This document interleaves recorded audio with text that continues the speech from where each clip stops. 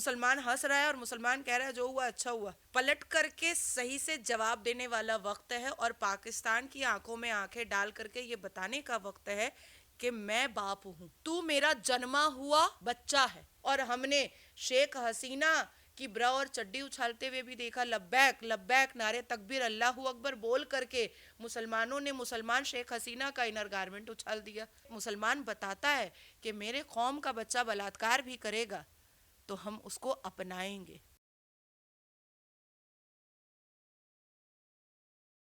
नमस्कार, आप सभी का एक बार फिर से बहुत स्वागत है। और कश्मीर पहलगांव में जो कुछ भी हुआ, जो कुकृत्य हुआ, उससे पूरा देश दहला हुआ है और लगातार हर किसी के बयान हम लोग सुन रहे हैं। हर सोशल मीडिया पर, हर स्ट्रीम मीडिया पर यही खबरें हम देख रहे हैं। और अभी सबकी निगाहें इस पर टिकी हुई हैं कि भारत आखिर बड़ा एक्शन कब लेगा, पाकिस्तान के खिलाफ भी और जो आतंकवादी हैं उनके खिलाफ भी। बहरहाल भारत ने 5 बड़े एक्शन लिए हैं, जिसमें सबसे बड़ा एक्शन ये है कि सिंधु जल समझौता, जो कि युद्ध के वक्त भी नहीं बंद किया था, वो भारत सरकार ने भी निर्णय लिया है कि उसको हम बंद कर दें। अभी मेरे साथ इस पूरे मामले पर बातचीत के लिए नाजिया जी मौजूद हैं, जो सोशल मीडिया से जुड़े हुए हैं। इनको बखूबी जानते होंगे, इनकी एक पहचान है और एक अलग ही इनका अंदाज है। और जो कट्टरपंथी मुसलमान हैं उनको ये बेनकाब करने का काम करते हैं। नाजिया जी, सबसे पहला सवाल यही होगा कि जो वाकया हुआ पहलगांव में, उसको लेकर आपकी क्या राय? हर हर महादेव। मुझे नहीं लगता है कि भारत देश के लोग जो है वो दहले हुए हैं या डरे हुए हैं। भारत देश के प्रत्येक कट्टर हिंदू बहुत गुस्से में है। ये कोई सदमा या मातम मनाने वाला वक्त नहीं है। ये पलट करके सही से जवाब देने वाला वक्त है और पाकिस्तान की आंखों में आंखें डाल करके ये बताने का वक्त है कि मैं बाप हूं, भारत बाप है, तू मेरा जन्मा हुआ बच्चा है। और अगर बेटा बाप को आंख दिखाने लगे तो फिर समझाना भी पड़ता है कि तुझे हमने जन्म दिया है, तू मुझे आंख नहीं दिखा सकता। गांधी ने जिन्ना को भीख के कटोरे में पाकिस्तान दिया। जिन्ना ने अनकाउंटेबल टेररिज्म ऑर्गेनाइजेशन भारत के हिंदुओं के लिए बना दिया। नेहरू ने 1960 में जल समझौता का एक कागज साइन किया और पाकिस्तान के आतंकवादियों से लेकर के पाकिस्तान के जज्बे वाली कौम तक को प्यास बुझाने के लिए पानी दिया। और बदले में पाकिस्तान ने आतंकवादी, जिहादी, कट्टरपंथी, इस्लामिक एक्सट्रीमिस्ट, अश्लील, बेहुदा, बदतमीज, लुच्चा, लफंगा, गटर छाप, लुंगी छाप, मदरसा छाप जज्बे वाली कौम को हमारे पास हमेशा भेजा।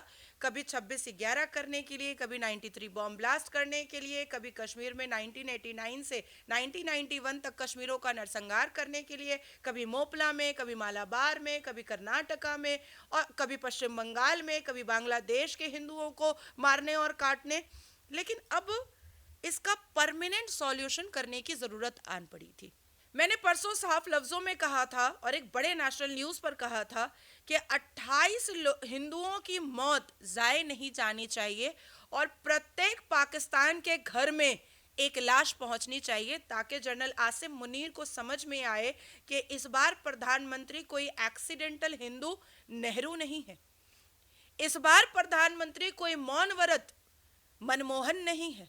इस बार प्रधानमंत्री नरेंद्र दामोदर दास मोदी है। ये पता चलना चाहिए जनरल आसिम मुनीर को। और जब लाशें जज्बे वाली कौम की पहुंचेंगी घर के अंदर, पाकिस्तान के प्रत्येक घर के अंदर, तब जनरल आसिम मुनीर को लगेगा कि बाप तो बेटा बाप ही होता है और बेटा बेटा ही होता है। हमें लगा कि ऐसा कौन सा निर्णय आदरणीय प्रधानमंत्री लेंगे जिससे 28 हिंदुओं की मौत 28 लाख के बदले पर हम देख पाएंगे। इस बार कोई एयर स्ट्राइक नहीं हुआ, इस बार कोई कारगिल भी नहीं हुआ, इस बार कोई ड्रोन भी नहीं गया, कोई बम गोला बारूद भी नहीं हुआ, एक खतरा खून भी नहीं बहाने का एक निर्णय लिया गया, कोई युद्ध नहीं करने का निर्णय लिया गया, वाटर स्ट्राइक किया गया। और वाटर स्ट्राइक करके पाकिस्तान को बर्बाद कर दिया गया। जो थोड़ी बहुत बिजली आती थी पाकिस्तान के पास, अब वो नहीं आएगी। जो थोड़े बहुत किसान काम करते थे और अनाज उपजाते थे वो भी नहीं होगा। जो थोड़ा बहुत वहां पर मिलें और फैक्ट्री चला करती थी अब वो भी बंद हो जाएंगी। और प्यास एक ऐसी चीज है जिससे इंसान तड़प तड़प कर मरता है, और वो देख करके भारत के प्रत्येक कट्टर हिंदुओं को बहुत मजा आएगा।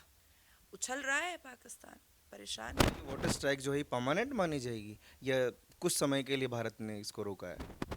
परमानेंट है ये, बिल्कुल परमानेंट है। और अगर परमानेंट ना हुआ तो हम जैसे लोग जो है वो आदरणीय प्रधानमंत्री के घर के बाहर बैठ जाएंगे धरना पे। दुनिया और बाकी जो देश हैं वो इंसानियत का की दुहाई देंगे, मानवता की दुहाई देंगे, उसका क्या कि पानी मत रोकिए, उन बेकसूरों का क्या कसूर है, ये तो आतंकवादी हैं, आतंकवाद का कोई मजहब नहीं होता, ये सारी चीज़ें भी तो आएंगी ना। नहीं, हमें 77-76 साल से ये बताया गया कि आतंकवाद का कोई धर्म नहीं होता है। और 2 दिन से मैं जितने भी न्यूज़ चैनल के डिबेट पे बैठ रही हूँ वो लोग भी ये कह रहे हैं कि नाजिया आतंकवाद का कोई धर्म नहीं होता। तो मैंने उनको समझाया कि एकदम आप सही कह रहे हैं, आतंकवाद का एग्जैक्टली कोई धर्म नहीं होता है, क्योंकि आतंकवादी तो मजहब ही होता है। वो तो ला इलाहा वाला होता है, वो तो कुल औज़ु बिरब्बिल नास वाला होता है, वो तो सूरह अल काफिरून वाला होता है, वो तो अलहम्दु शरीफ वाला होता है, ये तो उम्मा फी सबीलिल्लाह वाला होता है, ये तो जज्बे वाली कौम होती है, धर्म वाला तो होता नहीं है। आज तक बम फोड़ने वाला कभी भी जय महाकाल बोल करके तो बम फोड़ते हुए हमने पूरी दुनिया में कहीं नहीं देखा। लेकिन लब्बैक लब्बैक नारे तकबीर अल्लाहु अकबर बोल करके हमने करते हुए भी देखा, बम फोड़ते हुए भी देखा, 6-6 साल की बच्चियों का सलवार उतारते हुए भी देखा, और हमने शेख हसीना की ब्रा और चड्डी उछालते हुए भी देखा। लब्बैक लब्बैक नारे तकबीर अल्लाहु अकबर बोल करके मुसलमानों ने मुसलमान शेख हसीना का इनर गारमेंट उछाल दिया। तो धर्म वाकई नहीं होता है आतंकवादियों का, जिहादियों का, बलात्कारियों का। इसमें वैसे कोई दोहराया नहीं है कि नॉट एवरी मुस्लिम, लेकिन हर बार मुस्लिम ही क्यों, लेकिन अभी भी कुछ लोग ये कह रहे हैं कि मरने वालों में तो मुसलमान भी थे। कौन 2 मुसलमान था? एक इजरायली था और एक इटालियन था। कौन 2 मुसलमान था? नाम तो बताया जाए। और कल जो ये कैंडल मार्च सो कॉल्ड लेकर के कश्मीरी मुसलमान जो निकले थे वो तो अपने आप को बचाने की कोशिश कर रहे हैं। मैंने तो स्क्रीनशॉट लेकर के मैंने कई मीडिया वाले को भेजा है कि वो तो हंस रहा था। आज सुबह आपको पता है, बचाने की कोशिश कैसे? अगर किसी को श्रद्धांजलि दे रहे हैं, वो तो सारे लोग दे रहे हैं, हमारे होम मिनिस्टर भी दे रहे हैं श्रद्धांजलि, प्रधानमंत्री जी भी दे रहे हैं, यूपी के मुख्यमंत्री जी भी दे रहे हैं, तो अगर कश्मीर के नागरिक ही दे रहे हैं तो आपको रियल नहीं लग रहा है? आप किसी को श्रद्धांजलि देने के लिए जाइएगा तो मुस्कुराते हुए जाइएगा, हंसते हुए जाइएगा। बोकारो के एक मुसलमान युवक ने पाकिस्तान के आतंकवादियों और आसिम मुनीर को थैंक यू बोला है। अरेस्ट हुआ कल रात में, देर रात को, बोला शुक्रिया। आपने आपने नेशनल जितने भी न्यूज़ हैं उसमें जो लाइव चल रहा है उसके कमेंट्स आप पढ़ रहे हैं। मुसलमान हंस रहा है और मुसलमान कह रहा है जो हुआ अच्छा हुआ, जो हुआ अच्छा हुआ, अंधभक्त मर गया, 28 अंधभक्त मर गया, ये लिख रहे हैं कमेंट में। मुसलमान खुश हैं, बहुत खुश हैं। तालकटोरा में जब ये असदुद्दीन अवैसी की इस्लामिक मजलिस चल रही थी वक्फ बोर्ड संशोधन बिल 2025 के खिलाफ, और उसी के 1 घंटे के बाद उस मजलिस के दौरान में ये खबर आई थी, तो क्या असदुद्दीन अवैसी ने शहादत दिया? बोला कि शहीद हो गए 28 हमारे हिंदू भाई? क्या उसने श्रद्धांजलि दी? क्या उसने कहा कि आज भारत के 28 हिंदुओं के लिए मैं अपने इस इस्लामिक मजलिस को मैं बर्खास्त करता हूं, आज उनकी याद में मैं खामोशी से सिर्फ बैठना चाहता हूं? नहीं। मान लीजिए कि हर बार लेकिन सुन लीजिए, लेकिन अब जो पानी बंद हुआ है ना, अब असदुद्दीन अवैसी रोड पर उतरेगा कि ये तो इंसानियत के खिलाफ। पाकिस्तान के लिए, हाँ, अरे पाकिस्तान के लिए असदुद्दीन अवैसी नहीं आएगा तो कौन आएगा? असदुद्दीन अवैसी तो 1946 के कासिम रिजवी का पार्टी ही तो चला रहा है, मजलिस इत्तेहादुल मुस्लिमीन। तो वो भारतीय मुसलमानों के लिए मजलिस कर रहे हैं ना, और पाकिस्तान के लिए जितने भी उनके बयान हैं, पाकिस्तान का तो वो खंडन नहीं करते। नहीं, भारतीय मुसलमानों के लिए वो मजलिस कर रहे हैं, लेकिन पॉलिटिकल पार्टी तो वो पाकिस्तानी रजाकारी मुखबिर का इस्तेमाल कर रहे हैं ना। ये तो भारतीय मुसलमानों ने पार्टी नहीं बनाई है। और जब भारतीय मुसलमान टीवी चैनलों पर बैठ करके ये दावा ठोकते हैं कि ये देश संविधान से चलेगा, तो फिर मजलिस इत्तेहादुल मुस्लिमीन का क्या मतलब होता है? मुसलमानों के इत्तेहाद के लिए पार्टी क्यों बनी है? यहाँ तो हम सब एक है, हम सब बराबर है, हम सब संवैधानिक है। लेकिन उनके अकॉर्डिंग अल्पसंख्यक हैं और प्रताड़ित माने जाते हैं। According to Owaisi. मुस्लिम कहाँ पर बेचारा है? इस पूरी दुनिया में मुस्लिम है बेचारा कहाँ पर, ये तो बता दीजिए। तालकटोरा में ही उन्होंने बोला कि आरएसएस को खुश करने के लिए सरकार ये संशोधन बिल लेकर आई है। असदुद्दीन अवैसी वो लिबास पहनता है चाचा नेहरू वाला और जुबान बोलता है वो जिन्ना वाला, वो छोड़ दीजिए। उसको दूर से आते हुए देखिएगा, हाइट वाइट सब कुछ चाचा नेहरू वाली है, और जैसे ही मुंह खोलता है जिन्ना वाला, वो दोस्ती फिर से वो नजर आती है जो कभी चाचा नेहरू और जिन्ना की हुआ करती थी, और साथ में सुअर का मांस दोनों खाया करते थे, सिगार चलाया करते थे, और अंग्रेज लड़कियों का मुजरा और नाच दोनों चाचा नेहरू और जिन्ना बैठ करके देखा करता था और ताश पत्ते खेला करता था। वो एकदम वही दिखाई देता है असदुद्दीन अवैसी। मैं पूरी दुनिया में सिर्फ आपसे एक जगह पूछ रही हूं जहां मुसलमान जो है वो विक्टिमाइज्ड है, सिर्फ एक जगह बता दीजिए। पूरी दुनिया में, मैं सिर्फ भारत नहीं पूछ रही हूं, पूरी दुनिया में आप एक न्यूज बताइए जहां पर मुसलमान विक्टिमाइज्ड हुआ है। मैं आपको पूरी दुनिया में, because I am really very good in geopolitics, मैं आपको पूरी दुनिया का डाटा दूंगी कि हर जगह से मुसलमानों को बाहर निकाला जा रहा है कि वो वहां पर उपद्रव करते हैं, वो वहां पर दबंगई करते हैं, वो वहां पर रेप और बलात्कार करते हैं। इवन 189 से ऊपर मुसलमानों को अरेस्ट किया गया है मक्का मुअज्जमा और मदीना मुनव्वरा में तवाफ करते वक्त, क्योंकि उन्होंने फिलिस्तीन का झंडा लहराया था। अब बताइए इससे बड़ा कोई मुसलमान के लिए जगह होगा क्या? आपको पता है जर्मनी प्रत्येक दिन 4-5 पाकिस्तानी मुसलमान अरेस्ट करता है, जर्मनी की पुलिस, क्योंकि करते हैं। अभी हालिया में 3 दिन पहले एक मुसलमान जो है वो कचड़े के डब्बे के सामने खड़ा होकर के लंदन में छोटी छोटी बच्ची शॉर्ट्स पहनी हुई थी, उसका वीडियो बना रहा था और पुलिस ने पीछे से दर दबोचा। अब बताइए वजह क्या है? क्योंकि आप भी इस्लाम से ताल्लुक रखती हैं और वो लोग भी इस्लाम से ताल्लुक रखते हैं, तो फ़र्क क्या है उनके इस्लाम में और आपके इस्लाम में? मेरे इस्लाम में फ़र्क ये है कि मैं अल कुरान की वो 26 आयतें बिल्कुल नहीं पढ़ती हूँ जो विवादित है। जिस तरीके से मक्का मदीना में अल कुरान के 30 पारे में वो 26 आयतें साइलेंट कर दी गई हैं, उसी तरीके से मेरे परिवार ने भी उन 26 आयतों को साइलेंट कर दिया है, जिसमें लूटना, काटना, पीटना, मारना और सभी धर्मों के लिए घिन पैदा करवाने वाली बात लिखी गई है, उसको मैंने भी साइलेंट कर दिया है। बाकी दुनिया के मुसलमान क्यों साइलेंट नहीं कर रहे हैं उन आयतों को? मजा आ रहा है ना, बैठे बिठाए 6 साल की बच्ची का करने को मिल रहा है, बैठे बिठाए 60 साल की औरत का साड़ी खोलने को मिल रहा है, बैठे बिठाए लूटने, काटने, मारने को मिल रहा है। और क्राइम करने में मज़ा किसको नहीं आता है? खटने में, मेहनत करने में, पढ़ने में तो बड़ी तकलीफ होती है ना।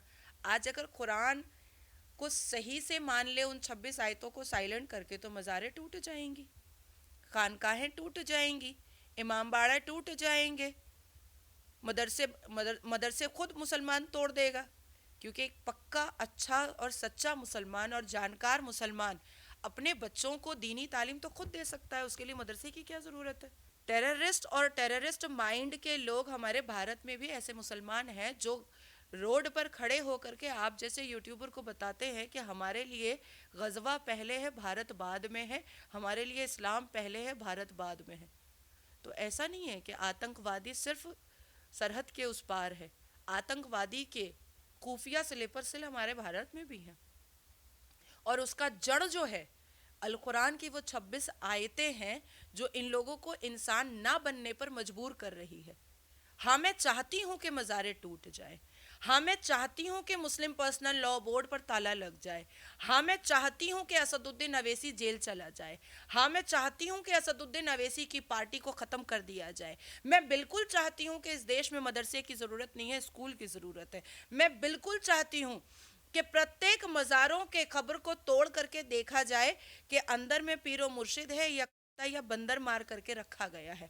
हाँ मैं चाहती हूँ कि इस देश में किसी इमाम बाड़े की ज़रूरत नहीं है, हाँ मैं चाहती हूँ कि इस देश में किसी भी मुसलमान ठेकेदार की ज़रूरत नहीं है, एक संवैधानिक मुसलमानों की ज़रूरत है, जैसे एपीजे अब्दुल कलाम साहब थे, ऐसे मुसलमान की यहाँ पर ज़रूरत है।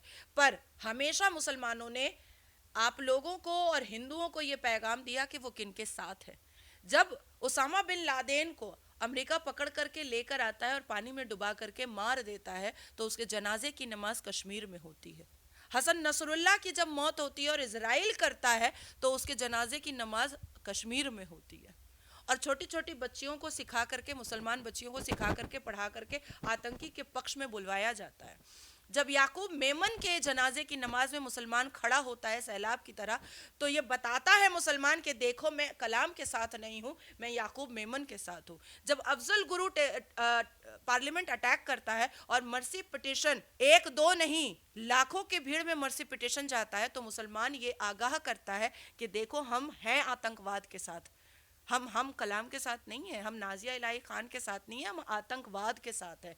जब मुसलमान बलात्कार करता है और उस बलात्कारी के शादी में कारी मुअज्जिन इमाम हाफिज कुरान जाकर के उसकी शादी की बिरयानी खाता है, तो फिर ये मुसलमान बताता है कि मेरे कौम का बच्चा बलात्कार भी करेगा तो हम उसको अपनाएंगे, वो अश्लीलता का नंगा नाच भी करेगा तो भी हम उसको अपनाएंगे। ये मुसलमान आप लोगों को बताता है और भारत के प्रत्येक हिंदुओं को बताता है अपनी हरकतों से। अगर एक भी मुसलमान ये कहता है कि मैं संवैधानिक मुसलमान हूं और अगर वो नमाज पढ़ रहा है तो उससे भी खतरा है, क्योंकि नमाज के 4 खुल में एक खुल सूरह अल काफिरून आता है। खुलिया अय्युहल काफिरून ला आबुदो मा ताबुदून वला अंतुम आबिदूना मा आबुद लकुम दीनकुम वलिया दीन। ए काफिरो, तुम मेरे नहीं हो सकते, तुम जिस बुत की पूजा करते हो मैं अल्लाह की इबादत करता हूं, तो मेरी इबादत में शामिल नहीं हो सकते, मैं तुम्हारी बुत परस्ती में शामिल नहीं हो सकता। गोया तुम अपनी बुत परस्ती करो और मुझे मेरी इबादत करने दो। आपने जब जब मुसलमानों को भाई बनाया है वो उसका रिजल्ट यही आया है कि वो आपके अब्बा का जमाई बन गया है लव जिहाद करके। दूसरी बात आती है कि मुसलमान कहता है कि हम दोनों एक हैं, वो तो कहेगा। आप जब पब्लिक ट्रांसपोर्ट को यूज़ करते हैं, बस पर चढ़ते हैं, तो कोई पिक पॉकेट जो चोरी करता है वो कहता है कि भैया मेरे में सटना मत, मैं तो ब्लेड से काट लूँगा, तुम्हारा बटुआ निकाल लूँगा, ये कहता है वो। तो वो तो आपसे जुड़ ही रहा है, इसीलिए कि वो आपसे दुलार प्यार से बात करेगा, आपकी बेटी या बहन से लव जिहाद करेगा, फिर उसके बाद फिर आपको दावत इस्लाम देगा, उसके बाद नहीं समझ में आएगा तो फिर आपको काटेगा, आपके साथ जिहाद करेगा, आपकी संपत्ति लूटेगा। इस्लाम पर चर्चा के लिए बहुत सारे सवाल हैं और चर्चा की जाए तो पूरा दिन भी कम पड़ जाएगा। लेकिन अभी जो पुलवामा पे, उस पहलगाम पे मैं वापस आऊँ, तो जिनको आप सो कॉल्ड हिंदू बताते हैं, जैसे आप नेहरू जी को हमेशा टारगेट करती हैं, राहुल गांधी को हमेशा टारगेट करती हैं। प्रधानमंत्री थे पहले देश के, जी बोल देने में कोई हर्ज नहीं है। बहरहाल बाप अगर बलात्कारी होगा तो मैं बाप को बाप नहीं बलात्कारी बोलूंगी। मेरा बाप अगर बलात्कारी होता, जो किताबों में तो नहीं, बड़ा बखान है चाचा नेहरू और ऐसे ऐसे करके। बाप अगर अपना खुद का बाप अगर बलात्कारी हो तो उसको बलात्कारी बोला जाता है, उसको अब्बा नहीं बोला जाता है।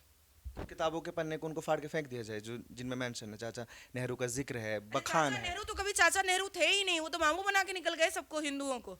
चाचा नेहरू तो कभी चाचा नेहरू थे ही नहीं। 1947 में जब देश खुशियां मना रहा था कि हमें ब्रिटिश से आज़ादी मिल गई, उस वक्त चाचा नेहरू जिन्ना के साथ बैठ करके सुअर खाते हुए कह रहा था कि तू अलग अपना इस्लामिक देश बना, क्योंकि मुझे भी प्रधानमंत्री बनना है और तुझे तो मैं चपरासी ना रखूं अपने कैबिनेट मंत्रालय में। ये मोहम्मद नेहरू ने खुद लिखा है अपनी किताब में। और जिसको फादर ऑफ नेशन कहा जा रहा है वो तो पाकिस्तान का फादर ऑफ नेशन है, हमारे भारत का फादर ऑफ नेशन तो नहीं है। और गांधी ने खुद अपनी किताब में लिखा है कि जब उसका बाप मर रहा था तो वो सेक्स कर रहा था। तो ऐसे अश्लील और बेहुदा लोगों को और ऐसे कुनजहन लोगों को मैं जी लगाऊं? No ways, no ways. वही गुण राहुल गांधी में भी दिखाई देती है, कुछ देशभक्ति दिखाई देती है?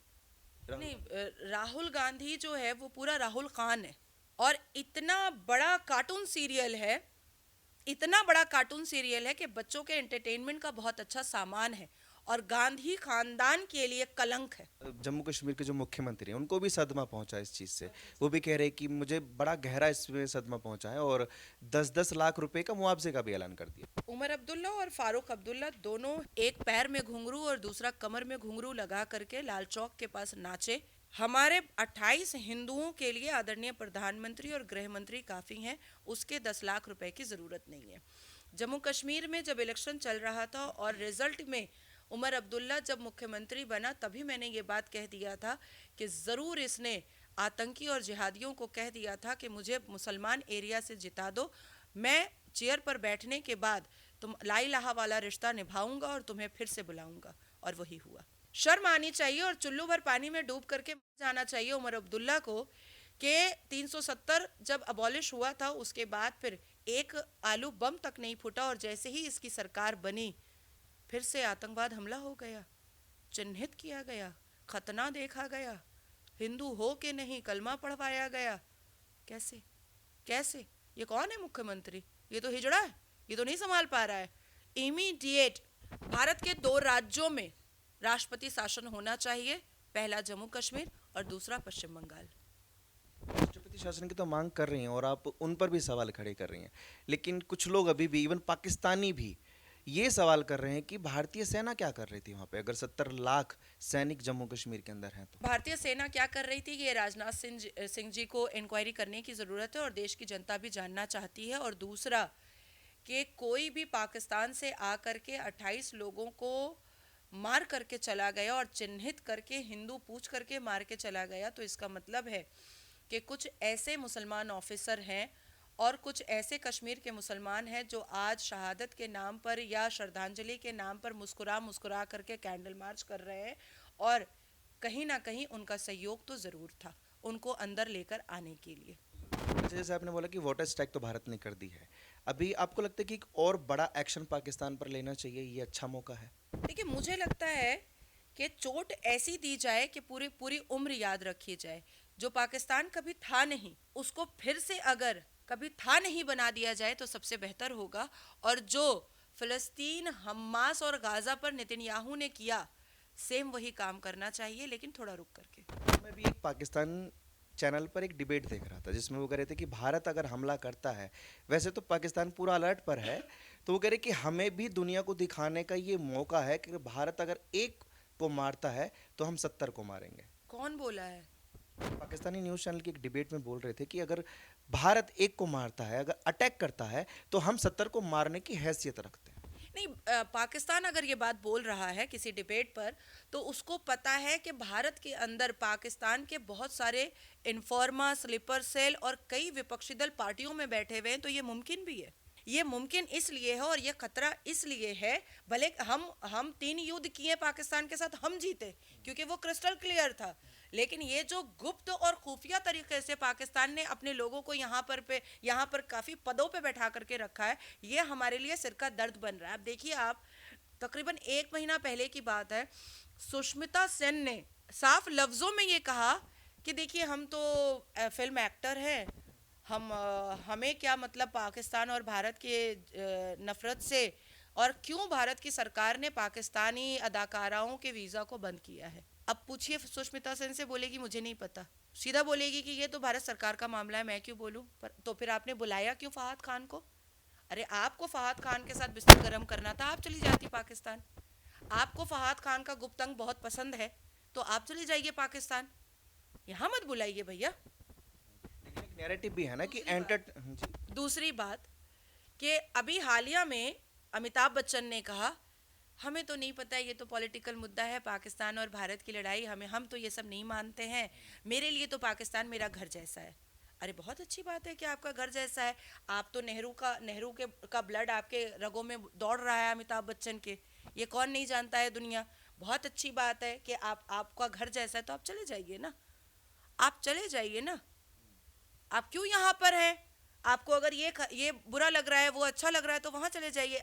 आमिर खान जो तीसरा लव जिहाद करने के लिए अभी एक बुढ़ापे में लौंडिया लेकर के घूम रहा है, फिर से हिंदू लौंडिया लेकर के घूम रहा है, वो क्या बोला था अपनी दूसरी बीवी के साथ कि भारत में मुझे डर लगता है, तो निकल यहाँ से, फुट यहाँ से, ख़त्म कर, भीड़ खाली कर। तो हमारे घर के अंदर भी दुश्मन है, इसीलिए पाकिस्तान ये दावा ठोकता है कि अगर एक को मारेगा तो हम 70 को मारेंगे, क्योंकि 70 हमारे आसपास जो बैठे हुए हैं, हमें तो नहीं पता। देखिए, ये जितने बॉलीवुडिया लोग हैं, ये शुरू से मुगल का स्ट्रैटेजी बॉलीवुड के माध्यम से चलाए हैं। एक मूवी आई थी गंगा की सौगंध, राइटर जो था वो पाकिस्तानी था, 1979 की बात कर रही हूँ, और एक्टर जो था वो अमिताभ बच्चन था, जिसमें हिंदुओं को और सनातन धर्म को डिफेम और मलाइन किया गया। मदर इंडिया, पंडित जी पूजा करके आरती करके निकलते हैं, नरगिस करने लगते हैं। तो ये एक पैटर्न चलाया गया है नेहरू की तरफ से, कांग्रेसियों ने चलाया, हिंदुओं को डिफेम और मलाइन करने के लिए, सनातन धर्म को डिफेम और मलाइन करने के लिए। नाजिया जी हमारे साथ जुड़ी हुई थी और पहलगांव में जो कुछ भी हुआ वो निंदनीय है। आप लोग भी अपनी राय प्लीज़ कमेंट सेक्शन में दीजिए और भारत को क्या एक्शन लेना चाहिए, क्योंकि अभी 5 बड़े एक्शन उन्होंने लिए हैं, भारत सरकार ने लिए हैं कि वीज़ा रद्द कर दिया है जो पाकिस्तान से आने वाले हैं, और भारतीय उच्चायोग जो है वहाँ पर जो मौजूद है उनको वापस बुला लिया है, और पाकिस्तान का जो यहाँ पर था उसको वापस भेज दिया है। सिंधु जल समझौता जो है वो रद्द कर दिया गया है। बाकी आप लोग अपनी राय प्लीज़ कमेंट सेक्शन में दीजिए कि भारत को अटैक करना चाहिए या नहीं करना चाहिए, और ऐसी खबरों के लिए आप देखते रहिए ओ न्यूज़ हिंदी।